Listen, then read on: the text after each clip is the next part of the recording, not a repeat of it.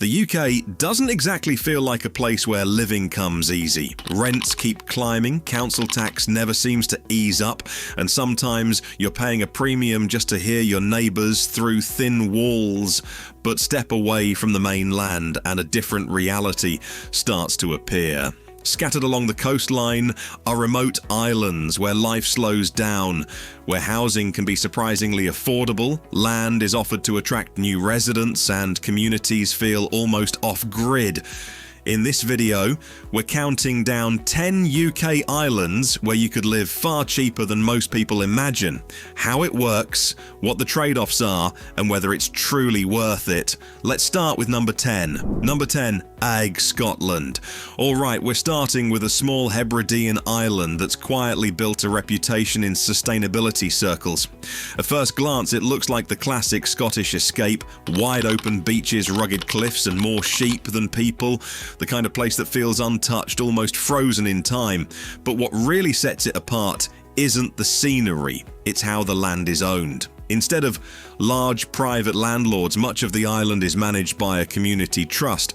And that changes everything. It means newcomers aren't always locked out by impossible prices. In some cases, land or housing becomes accessible, especially if you bring something valuable with you. Whether that's a skill, a trade, or the willingness to build something that benefits the island. Energy is another layer to this story. Here, power isn't just taken for granted, it's produced locally. Wind turbines, small hydro systems, and solar panels work together to keep things running.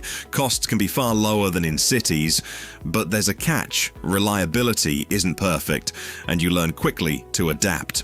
And that word, adapt, is really what defines life here. This isn't a place built for convenience. Shops are limited, travel depends on the weather, and the community isn't something you can stay distant from. You're part of it, whether you like it or not. So yes, it can feel close to living free, but only if you're ready to earn your place in it. Number 9. Bardsey Island, Wales. Number 9 takes us off the coast of North Wales, just beyond the Lynn Peninsula. On paper, it's marketed as something almost magical, a quiet spiritual retreat surrounded by open skies and long stretches of silence, the kind of place people imagine when they think about escaping everything. But the reality works a little differently. You don't simply arrive, buy a comfortable home, and settle in with modern convenience nearby. Instead, many of the people who stay here long-term do so through something far more hands-on: seasonal work, conservation roles, or caretaking responsibilities. In other words, your rent isn't always money. It's your time, your effort, your contribution. You maintain buildings, help preserve the landscape, support wildlife projects, and in return, you're given a place to stay. And that changes the entire experience, because this isn't just remote, it's truly cut off. There are no quick supermarket runs, no nightlife, no backup plan when supplies run low. When the weather turns, boats stop, and when that happens, you wait. For some people, that's exactly the appeal. A stripped-back life, lower costs, and a sense of purpose tied directly to the place they live. But for others, it can feel very different. Less like an escape, and more like a quiet kind of isolation you have to be prepared for. Number 8. Rathlin Island, Northern Ireland. Number 8 takes us just off the Antrim coast, facing the restless stretch of water between Ireland and Scotland. Life here comes with a constant reminder: island living is both supported and fragile. Ferry services, schools, even some housing opportunities often depend on government backing or special schemes designed to keep the population from fading away. And because of that, in certain situations, the cost of living can be lower than you'd expect, especially for families or people with skills the island actually needs. But that support comes with a trade-off. Isolation isn't occasional here, it's part of the rhythm. When the weather shifts, travel stops, opportunities are limited, and over time, many younger residents leave for education or work, leaving behind a quieter, older community.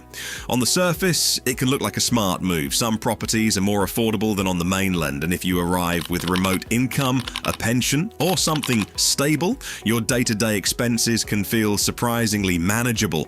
But this isn't a place you drift into without thinking. To make it work, you need a plan that goes beyond the short term. And maybe more importantly, you need to be comfortable with the silence, because out here, quiet isn't a moment, it's a way of life. Number 7, Muck, Scotland. At number 7, we're back among Scotland's small isles, and the name tells you almost everything you need to know. The population is small, the road network is minimal, and the number of services even smaller. But what keeps this place alive isn't infrastructure, it's people. There's a strong, unspoken agreement here. Everyone contributes, whether it's maintaining paths, helping with local farming, or supporting the steady flow of visitors. Life runs on shared effort, and in return, some long-term residents find themselves living far cheaper than anything you'd come across on the mainland. But the trade-off is just as clear. There's no anonymity here.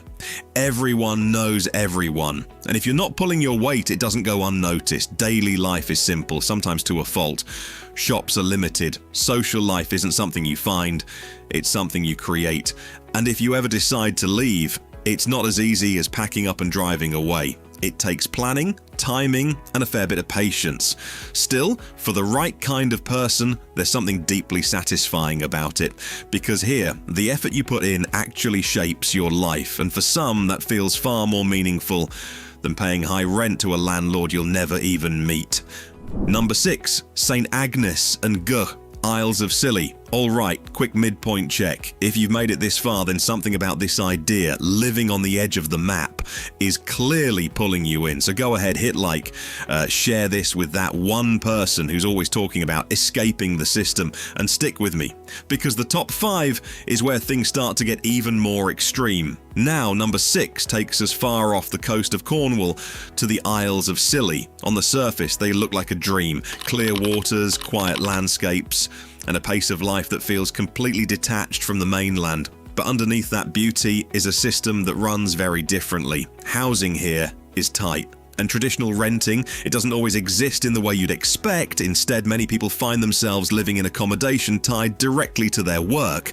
Seasonal jobs, caretaking roles, or work exchange setups where your labor effectively becomes your rent. During the busy months, it can feel like a perfect trade. Costs stay low, money flows in, and life feels manageable, almost effortless. But then winter arrives, the pace slows, boats run less often, businesses shut their doors, and suddenly that low-cost lifestyle depends entirely on how well you planned ahead, because living here might free you from some of the mainland's biggest expenses, but it won't free you from the reality of seasonal income. Number 5, North Ronaldsay, Orkney. We're into the top 5 now, and this is where things start to feel a little more serious. Number 5 takes us to one of the more remote corners of Orkney. This is the kind of place where tradition and survival quietly exist side by side. The population is small, housing can be relatively affordable, and everyday life revolves around a few constants. The weather, the land, and the sea. Here, people don't always rely on high-paying jobs to get by. Instead, they piece together a way of living, crofting, local work, and strong community ties, keeping costs low in ways that would feel almost impossible in a city. But nothing about this is effortless. If you take on a property, especially an older one, you're signing up for real responsibility. Maintenance never really ends. Heating is a constant concern, and the elements, wind, salt, cold, are always working against you. And then there's the isolation. When ferries are cancelled, supplies don't come. Plans don't happen. You wait and you adapt. The reward, though, is a different kind of freedom. If you learn the rhythm of the island, your cost of living can drop dramatically. Life becomes simpler, more grounded. But there's a trade-off that's hard to ignore, because out here, there's no quick escape. When you choose this life, you're choosing all of it, and walking away isn't as simple as deciding you've had enough. Number 4. Foula, Shetland. Number 4 takes us to one of the most isolated inhabited islands in the entire UK. This is where the idea of living free stops being romantic and starts becoming very real. There are only a handful of residents here, services are minimal, and while there are flights and ferries, they don't run on your schedule, they run on the weather's. Work is scarce, and the people who stay usually have a clear reason: family ties, deep roots, or a conscious decision to live with a level of isolation most people wouldn't even consider. On paper, it can look appealing. Housing is far cheaper than on the mainland, and when you strip life down to the essentials, your overall costs can drop dramatically. But every saving comes with a trade. Because out here, you're giving up more than convenience. Healthcare isn't just around the corner. Shops aren't a quick trip away, and if you need to leave in a hurry, it's not always an option. This is self-reliance in its purest form. If your version of freedom means fewer bills, fewer distractions, and a quieter, more independent life, this place comes very close to that ideal. But if you value access, options, and the simple comfort of having people and services nearby, this kind of freedom can start to feel like something else entirely. Number 3, Fair Isle, Shetland. We're into the top 3 now, and this one might sound familiar, especially if you've ever seen those iconic patterned jumpers. Behind the postcard image, though, is something much smaller and much more fragile. A tight community constantly trying to keep its population from quietly slipping away. From time to time, there are real efforts to bring people in, not just anyone, but families, skilled workers, people who can fill roles the island genuinely needs, and when that happens, the opportunities can look incredibly appealing. Housing support, lower costs, and a chance to build a life that would feel out of reach on the mainland. But that opportunity comes with conditions, spoken or not. Because work here isn't guaranteed, the weather doesn't negotiate, and if you arrive without a clear plan, reality can catch up with you fast. This isn't a place you drift into. It's a place you commit to.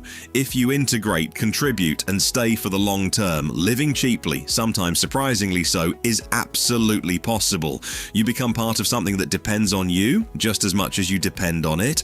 But if you come chasing a short-term escape, chances are you'll leave just as quickly as you arrived. Number 2. Papa Westray, Orkney. Number 2 takes us back to Orkney, this time to a place known for one of the shortest commercial flights in the world. It sounds like a novelty. Quick hop, almost a curiosity, but for the people who live here, that short flight is something much bigger. It's a lifeline, part of the constant effort to stay connected while living somewhere incredibly small. Homes here can be surprisingly affordable, and every now and then, there are real pushes to bring new people in, just to keep the school open, the services running, and the community alive. For the right person, that creates a rare kind of opportunity. Because if you arrive with remote work, a steady income, or skills the island actually needs, living costs can drop to levels that feel almost unreal compared to the mainland. But it's never just about the price. Everything comes as a package. Lower housing costs, but fragile transport links, a simpler life, but very limited shops and services, and the reality that one cancelled flight can quietly disrupt your entire week. This is a place that really notices who's there. If you're committed, if you're ready to be part of something small, steady, and close-knit, it can absolutely work. But if you're only half in, if you get restless easily, this kind of life will start to feel smaller much faster than you expect. Number 1.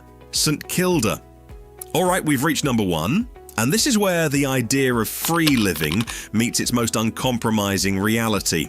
Out in the North Atlantic, far beyond the mainland, sits an archipelago that once supported a small, remarkably resilient community. Today that life is gone. No permanent residence, no everyday routine, just a place that's now carefully managed, visited in short windows by tourists, researchers, and work crews. And for those brief periods, something interesting happens. People arrive and live here without paying rent in the traditional sense, trading labour, expertise, and time for access to one of the most remote places in the UK. On paper, it sounds like the ultimate escape. No bills, no neighbours, no noise, just raw landscape and views that don't feel real, but the reality is far more demanding. This isn't comfort, it's coordination. Everything depends on supply runs, strict planning, and the organisations overseeing the site. The weather is unpredictable, often unforgiving, and the work itself isn't optional, it's the reason you're there. So yes, technically you can live here without a mortgage or rent, but this isn't freedom in the way most people imagine it. It's a reminder that the closer you get to truly free living, the more your asked to give in return. And there you have it, 10 UK islands where life in one form or another can be far cheaper than most of us imagine. Sometimes almost free, at least in terms of money. Some rely on community ownership, others on work-for-stay setups, and a few depend on government support just to keep the population alive. But the trade-off never really changes. Lower bills come at the cost of isolation, fewer services, and a lifestyle that isn't for everyone. So I'm curious, which one pulled you in? And which felt like your worst case scenario? And honestly, could you handle that level of isolation long term? If this opened your eyes, hit like, subscribe, and I'll see you in the next one.